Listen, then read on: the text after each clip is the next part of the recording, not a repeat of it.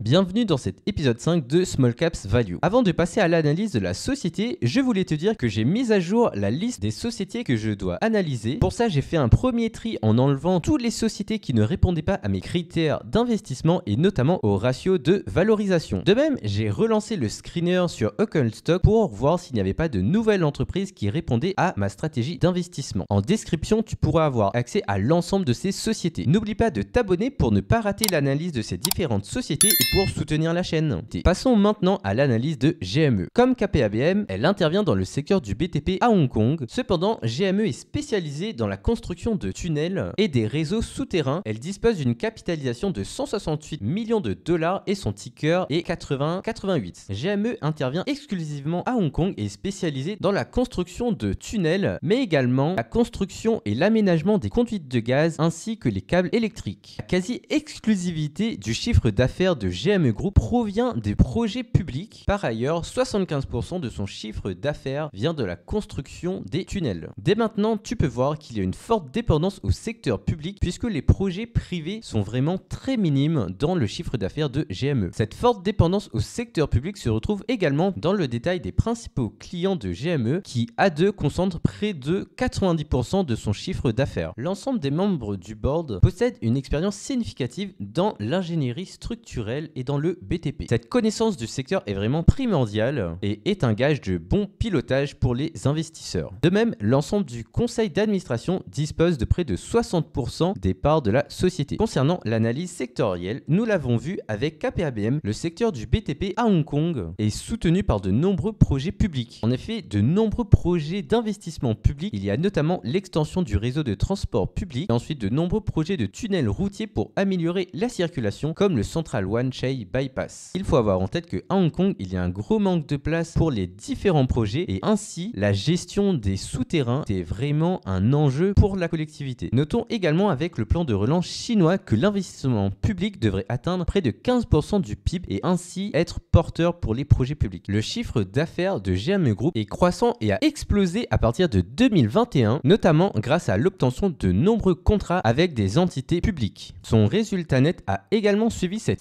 tendance. Concernant ses ratios de valorisation, son PER est inférieur à 7, son Price to Book Value est inférieur à 1,5. Ses ratios VE sur EBITDA et VE sur chiffre d'affaires est également inférieur respectivement à 7 et à 1,5, ce qui en fait une valeur très décotée. Concernant sa rentabilité, son ROE est de 61, ce qui est excellent et qui montre une grande rentabilité. Côté endettement, l'entreprise est également dans une très bonne situation avec un current ratio de 1,84. De même, ses taux d'endettement, comme le total des dettes sur les capitaux propres ou encore la dette totale sur le total de l'actif, sont importants mais maîtrisés. Le principal risque de cette société tient qu'elle dépend grandement des pouvoirs publics et de leurs projets. Ainsi, ses revenus sont grandement liés aux projets publics et à la volonté du gouvernement d'investir dans ces projets. L'autre point de vigilance à avoir est que le groupe opère seulement sur le territoire de Hong Kong. Ainsi, il n'y a pas une diversification des risques et donc tous les risques qu'encourt Hong Kong, c'est-à-dire l'instabilité politique, environnementale ou économique, peut influer grandement l'activité de GME. Le management reste optimiste pour l'avenir avec de nombreux projets que le gouvernement hongkongais a déjà annoncés, ce qui implique des opportunités potentielles pour GME. D'un point de vue graphique, GME est dans une excellente configuration car elle est au-dessus de sa moyenne mobile à 200 jours mais également de ses autres moyennes mobiles à court terme, ce qui laisse présager une augmentation de moyen terme. L'augmentation de son cours le 10 janvier s'explique par la communication du groupe sur l'obtention de 3 contrats de construction de sa filiale